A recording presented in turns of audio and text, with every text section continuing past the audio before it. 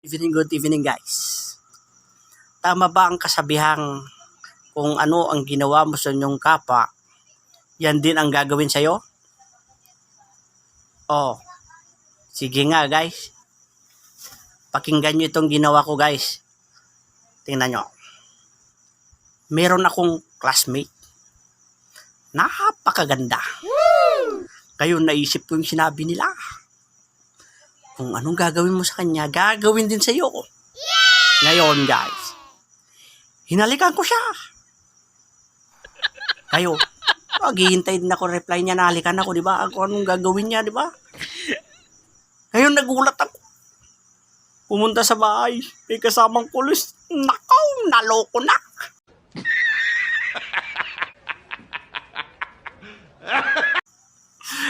Kaya dun ko nasabi na hindi totoo yun guys.